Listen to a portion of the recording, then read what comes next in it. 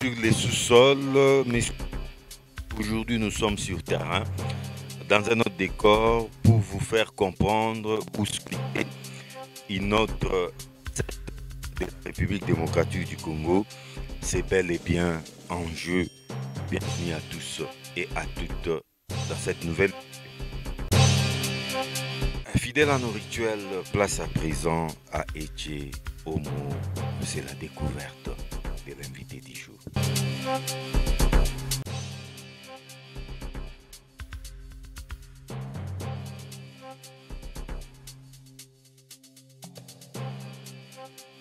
Je m'appelle Dan Akarassis, je suis administrateur général des établissements HTC.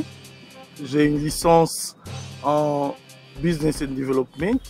Je suis marié, père de 2 enfants. Je suis aussi administrateur général de la société Ditco SA, qui est basée en Afrique du Sud. Dan Akarassis. Un plaisir, encore une fois, John GTD. De vous retrouver.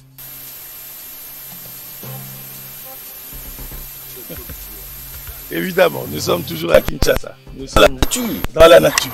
Vous allez nous situer où est-ce que nous sommes, mais quand même on s'installe. Hein? Oui, oui.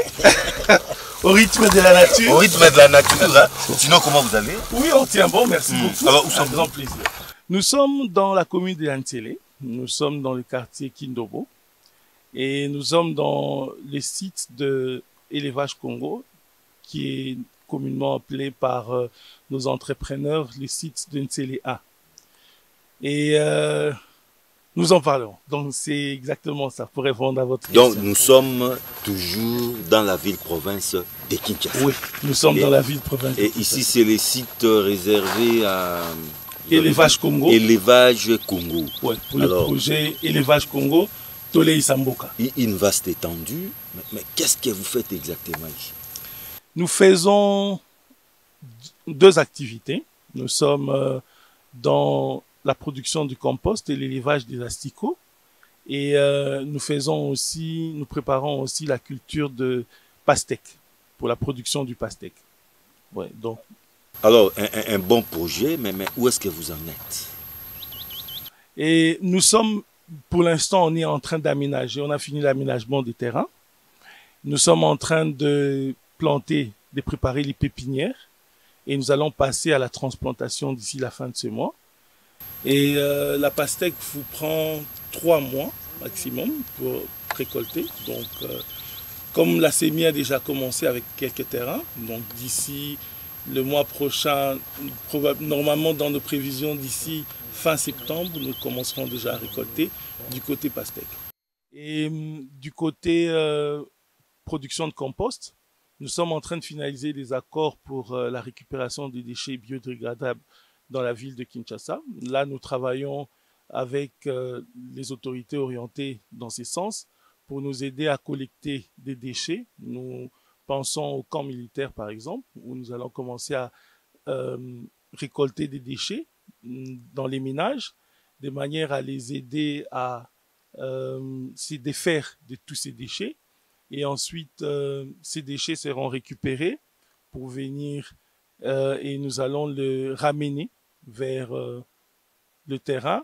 Et ici, nous allons produire du compost pour permettre à nourrir la terre. Mais au même moment, ces composts seront utilisés pour nourrir les asticots, produire des asticots qui sont aujourd'hui une nourriture pleine de protéines pour les bêtes, donc les poissons, les poules, les porcs. Et dans l'optique ou dans cette branche des activités, nous sommes en train de finaliser tous ces arrangements. Mais les composts, c'est pas tout le monde qui comprend. C'est quoi en fait et comment vous les fabriquez? Le compost, c'est du fumier ou des engrais bio qui sont utilisés ou qui sont fabriqués à partir des déchets ménagers.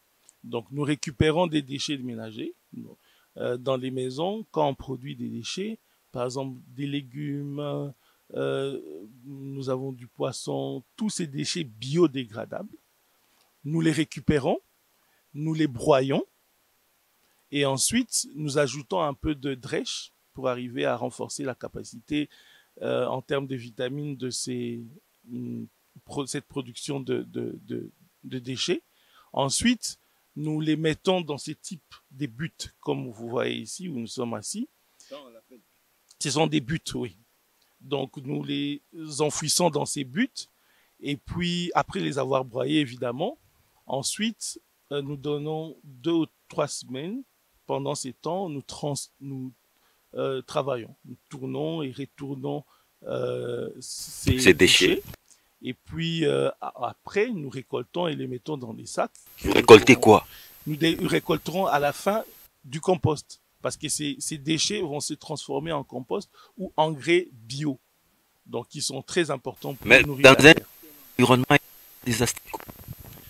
Les asticots sont très importants d'ailleurs. Parce que ce que nous ferons, c'est qu'une fois que les déchets sont renversés dans les buttes, nous y jetons des œufs des mouches soldats noirs. Ces œufs des mouches soldats noirs permettent de nourrir, ils consomment d'abord ces déchets. Et ensuite, nous allons les récolter plus tard.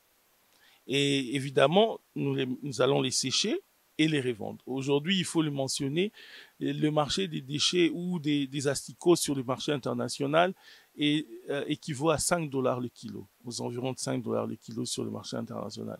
Donc, c'est un marché très important et très intéressant. Et ça permet de nourrir les poules, nourrir les poissons pour les pisciculteurs.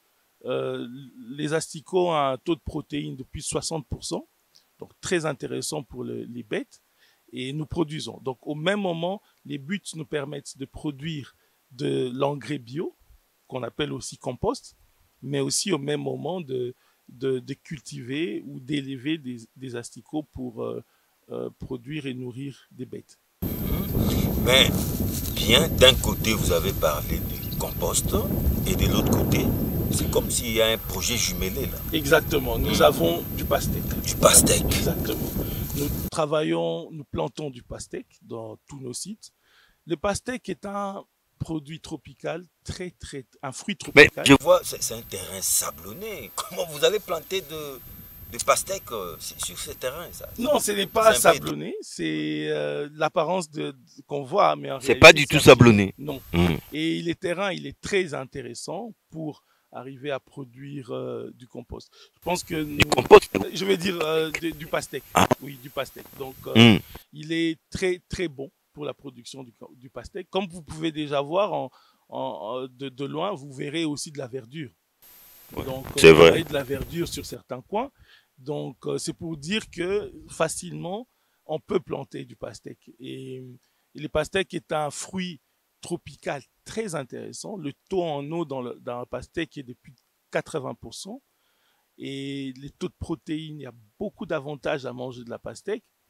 Et c'est un produit en termes d'affaires très intéressant parce que la pastèque, un plant de pastèque peut produire jusqu'à 5 fruits après 3 mois. Donc, dans un terrain de 20 sur 20, parce que c'est cette stratégie que nous faisons dans notre site, il y a cette possibilité de planter jusqu'à 400 plants. Un plant vous produit 5 pastèques, ce qui vous donne une capacité de production de 2000 pastèques en 3 mois.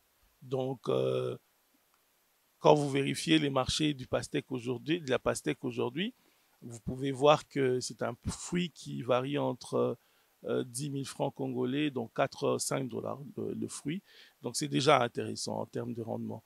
Et c'est comme ça que nous orientons nos entrepreneurs vers la production de la pastèque pour se lancer avec les activités agro-pastorales de manière petite, pour commencer petit. On a orienté nos entrepreneurs vers la production de la pastèque. Évidemment, après plusieurs études, plusieurs difficultés rencontrées, parce qu'on n'a pas commencé, le projet n'a pas commencé avec la pastèque, hein, on doit le dire.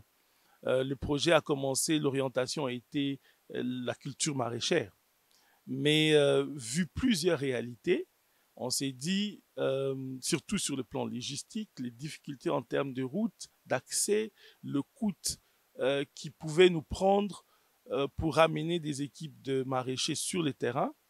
Si on les orientait vers la culture maraîchère, en tout cas, ça serait une perte. Donc, c'est comme ça que nous avons, après plusieurs études, orienté le projet pour l'instant vers la culture du pastèque.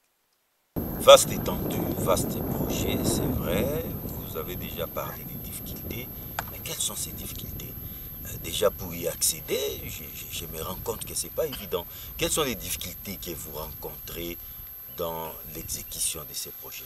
Les routes. Ça, c'est le plus grand problème. La route n'est pas très bonne.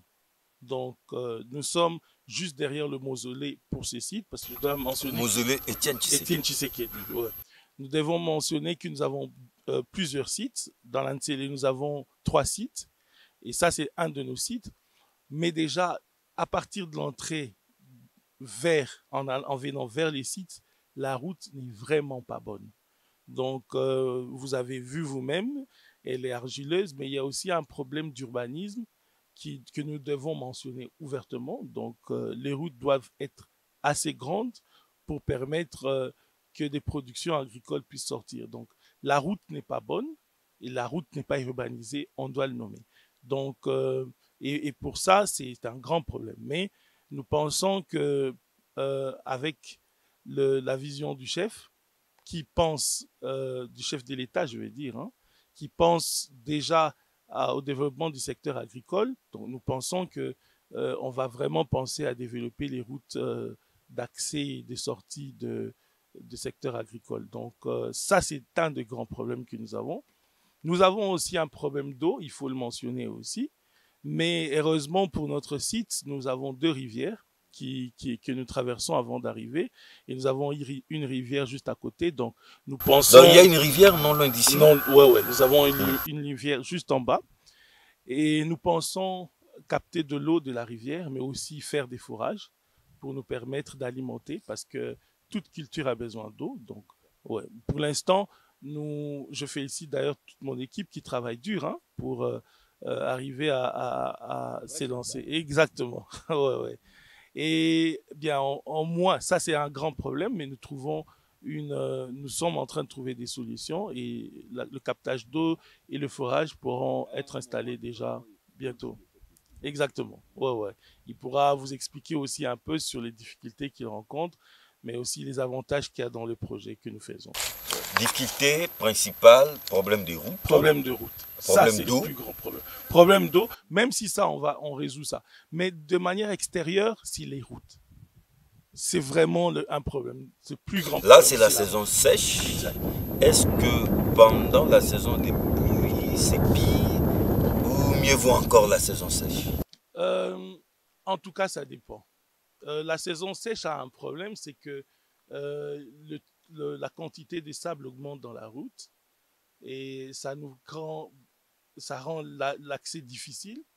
Pendant la saison sèche, il y a la terre qui se compacte, mais il y a aussi la boue.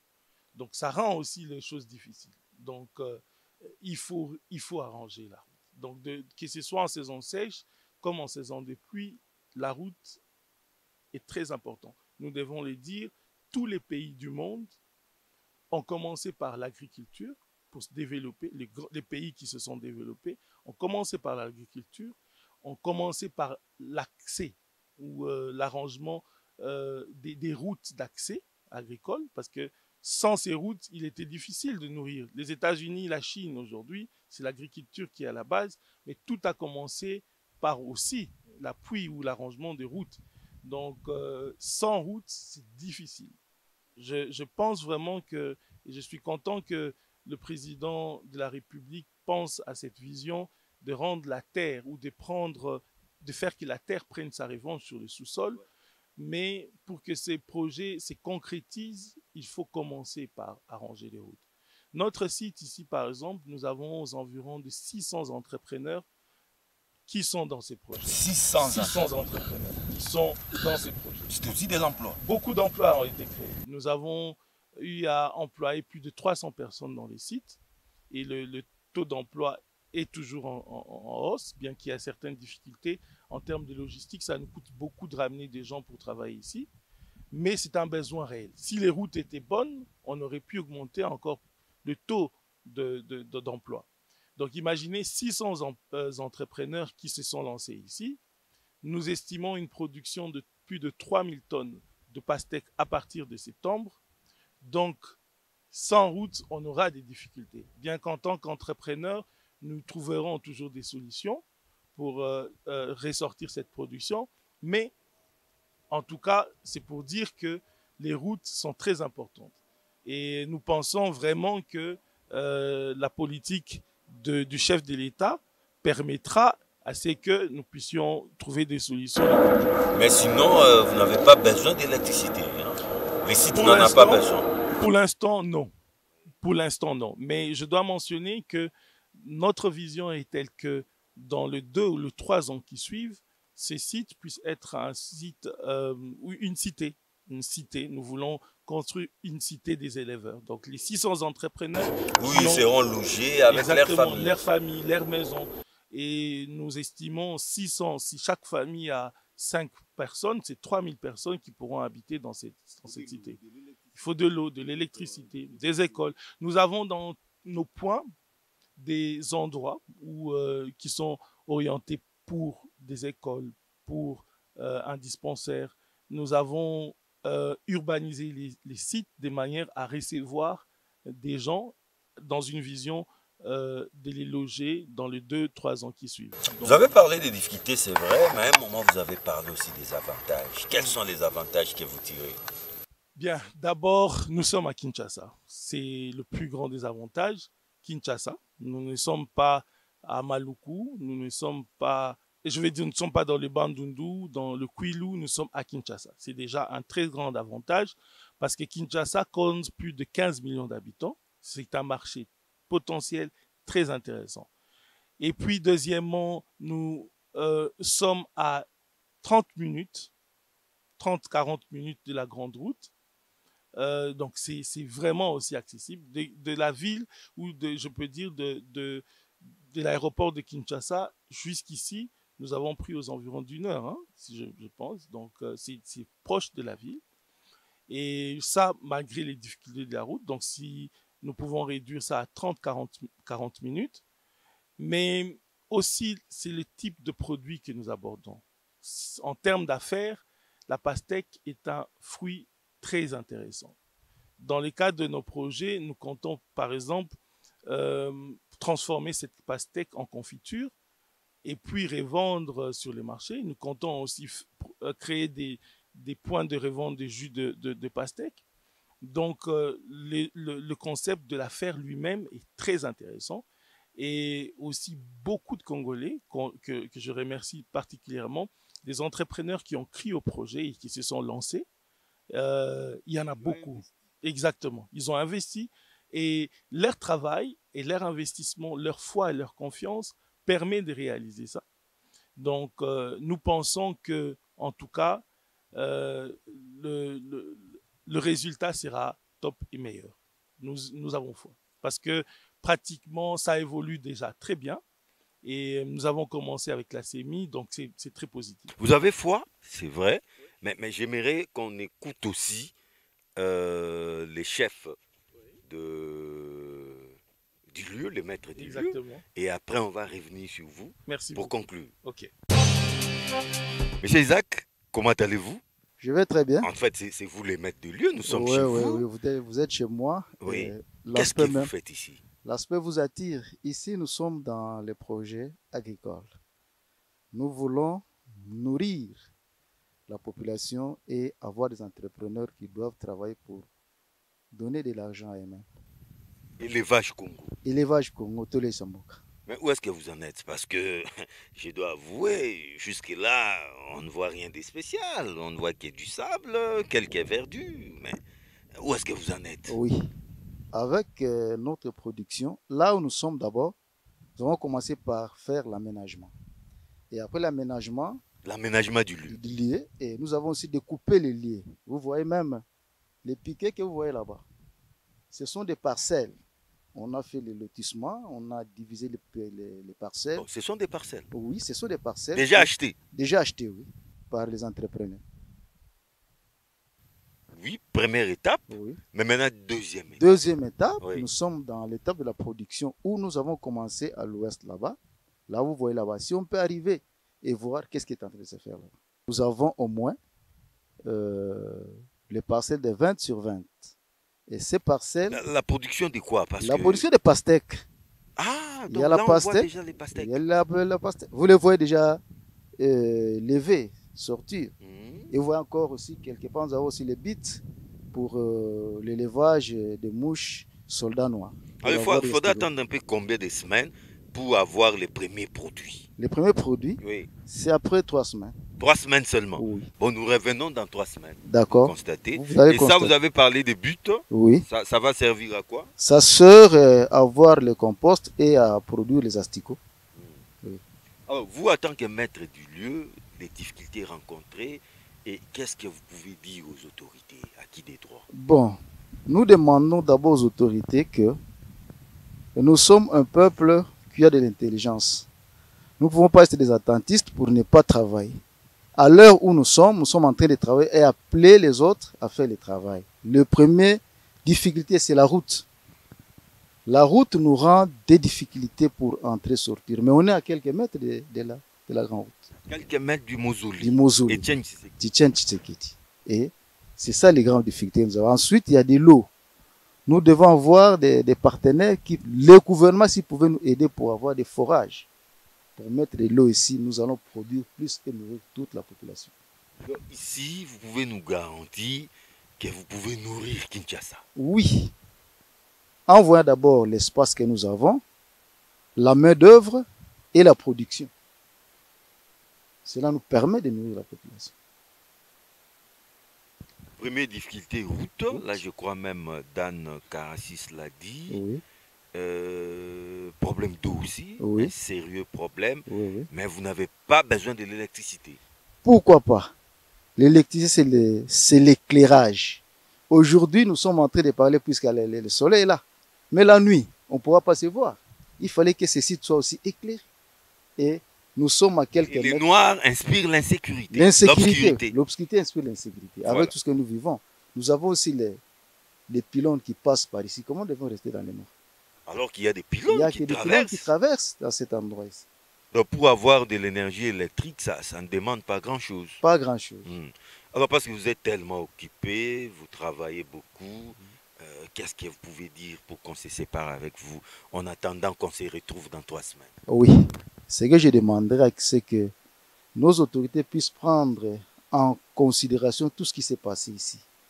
Le terrain est là, nous manquons de l'eau. La route n'est pas vraiment accessible et qui nous arrange la route, afin que nous puissions avoir la facilité d'amener la production que nous allons sortir d'ici. C'est ça vraiment le premier optique. Et de l'eau, afin qu'il y ait une production abondante. Merci beaucoup, monsieur. Merci. Dans la Karassis, oui. On vous retrouve. Mais il y a des Congolais, même des non-Congolais. Les projets concernent tout le monde, n'est-ce pas? Non. Ah, d'abord les Congolais. D'abord les Congolais. Des pères et des mères. Des pères et des mères. Ben, pas nécessairement des pères et des mères, mais les Congolais, des nationalités. Les Congolais qui nous suivent aussi. Oui. Qui viennent de découvrir aussi ces projets. Qu'est-ce que vous pouvez leur dire? Peuvent-ils venir investir? Comment les faire? L'idée est très simple. D'abord, nous devons mentionner que nous sommes les deuxièmes pays les plus grands de l'Afrique en termes de la grandeur.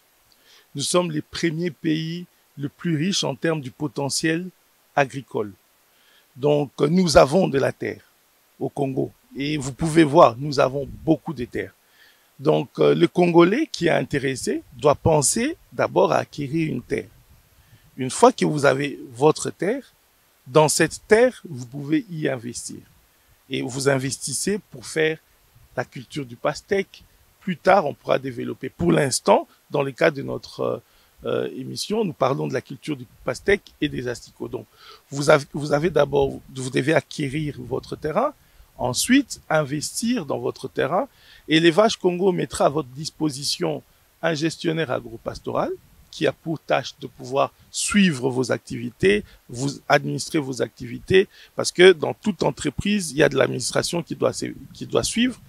Ensuite, Élevage Congo met à votre disposition un agronome qui a pour tâche de suivre vos activités sur le plan technique. C'est rassurer que chaque plan que vous mettez dans votre terre pourra produire.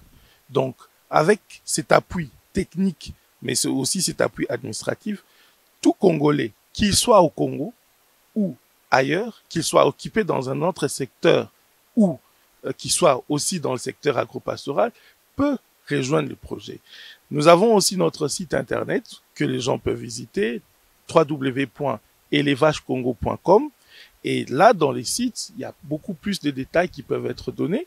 Donc, www.elevagecongo.com en un mot. Et là, vous pouvez visiter et voir tout ce que nous donnons et vous pourrez mieux comprendre les concepts du projet. C'est vrai qu'on ne va pas parler des montants, combien faut-il venir. Mais est-ce que c'est échelonné? C'est-à-dire que vous acceptez quelqu'un peut-être qui n'a pas suffisamment d'argent, mais avec les peu qu'il a, est-ce qu'il peut déjà tenter des Oui. Avec le minimum. Une sorte des acomptes. Oui, vous pouvez. Avec votre minimum, il suffit de visiter les sites. Vous pouvez exactement comprendre le concept du projet. Il faut aussi passer par un gestionnaire agropastoral. Nous avons un site où vous pouvez trouver nos gestionnaires agropastoraux. Ce sont des jeunes que nous avons accompagnés à créer des entreprises de gestion agropastorale. Et ils ont un site qu'on appelle gaprdc.com. gaprdc.com. Là, vous pouvez rencontrer les entrepreneurs agropastoraux ou les gestionnaires agropastoraux qui peuvent vous accompagner à entrer dans le projet et mieux vous expliquer les concepts du projet et puis vous aider et vous accompagner à long terme dans vos exercices et votre entreprise. Nous sommes au Congo, oui. On connaît, et comme vous le savez, tout investisseur heureux et tout investisseur sérieux, le dit, est un animal peureux. Oui. Congolais. Parce que nous sommes au Congo. Exact. Les gens peuvent venir, ils voient les sites, tout ça, ils investissent. 1, 2, 3 mois après, ils viennent ici, ils trouvent personne. Peut-être qu'ils trouvent l'endroit occupé par d'autres personnes. Et on ne sait même pas retrouver dans Akarassis. Vraiment. On rigole, mais quelle est la garantie que vous pouvez donner aux Congolais que c'est un projet sérieux où ils peuvent investir? La plus grande garantie, c'est la terre sur laquelle nous sommes. Dans le cas du projet Élevage Congo, une fois que vous acceptez d'entrer dans le projet, vous signez un contrat où le projet vous a garanti l'octroi de votre terre. Vous allez recevoir un certificat d'acquisition de votre terre. Donc, c'est la plus grande des garanties, la terre. Donc, cette terre ne va pas bouger. Dan Akarassis peut voyager. Dan peut disparaître. Il peut disparaître dans la nature, aller vivre ailleurs, tant mieux. Mais ça, la terre. C'est les investisseurs dans leur tristesse. La terre ne va pas bouger. La terre sur laquelle ou dans laquelle l'investisseur a investi ne va pas bouger avec Dan Akarassis. La terre restera là. L'acquéreur octroie ses documents et jusqu'au niveau de la commune et tous les documents il octroie de manière légale. Donc la terre restera. C'est l'avantage d'ailleurs de notre projet parce que dans le cadre de notre projet, vous investissez dans la terre. Vous investissez dans votre propre terre. Nous disons le Congo est grand, il est riche en termes de potentiel de terre.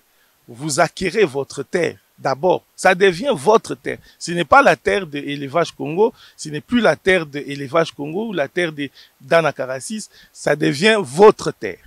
Et ensuite, vous investissez dans votre terre. Quand vous plantez de la pastèque dans votre terre, Élevage Congo, qui est aujourd'hui dirigé par Dan Akarassis, ne pourra pas partir avec cette plante. Ça va rester. Et évidemment, nous travaillons sur un projet qui n'est pas orienté vers une personne, mais nous créons une institution qui est gérée par une communauté de personnes. Donc aujourd'hui, Dan Akarassis peut être directeur général du projet, mais demain, il y aura un autre. Donc, c'est la plus grande garantie. Vous investissez dans la terre, dans votre terre. Donc, et c'est votre terre qui produit. Ce n'est pas que vous allez investir à vie. Exactement. Ce n'est pas dire que vous investissez à Londres dans un projet MyGold ou un projet, je ne sais pas comment. Vous êtes dans votre terre, dans votre pays. Un projet Bindo. Un projet Bindo. Vous êtes dans votre terre, dans votre pays. C'est comme ça que le projet est orienté vers les Congolais. Parce que le Congolais a de la famille, a des enfants, a des parents. Donc, vous investissez au Congo, vous investissez dans votre propre terre, et cette terre n'a pas de jambes. Donc, même si Dana Karasis voyageait, ou Dana Karasis n'est plus directeur général du projet, il y aura un nouveau directeur général, il y aura une équipe qui sera là, c'est une institution, c'est une administration que nous mettons en place. Dana Karasis, pour terminer, une brève représentation du lieu et vous allez aussi en profiter pour comprendre. Merci en tout cas, John Chitende. Nous sommes dans un site agro-pastoral. Une preuve que notre pays est très riche en termes de terre. Nous avons de la terre. Nous avons le deuxième pays le plus grand en termes d'espace en Afrique. Nous sommes le premier pays en Afrique qui a le potentiel agricole le plus riche. Nous avons de la terre. Nous pouvons investir dans cette terre. La vision du chef de l'État qui est d'orienter les secteurs agricoles pour qu'ils prennent sa revanche sur le sous-sol est une réalité qui peut se faire.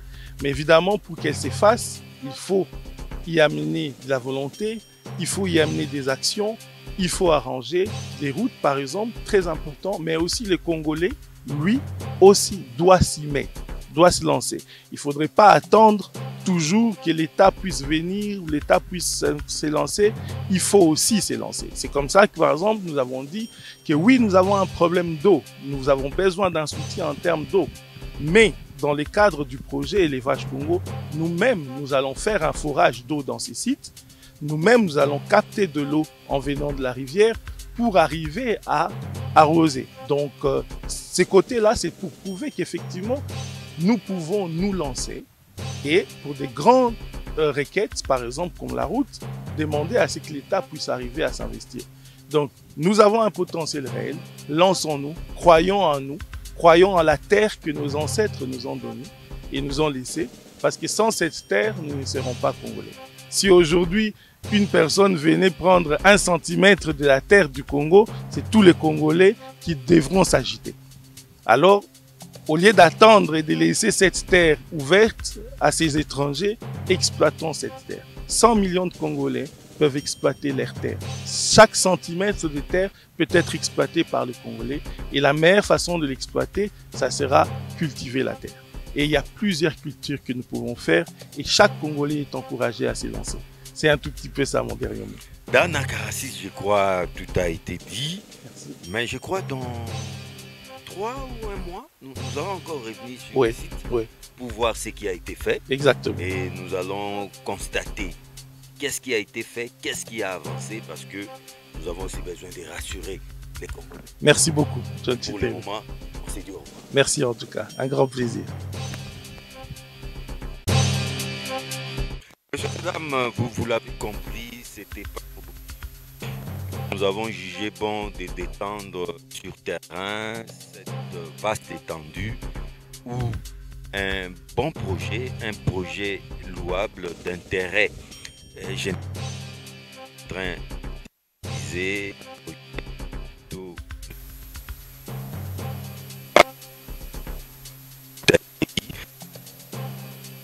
ces projets pour voir comment les choses évoluent, mais pour le moment, je suis dans l'obligation de vous dire au revoir et au plaisir de vous retrouver très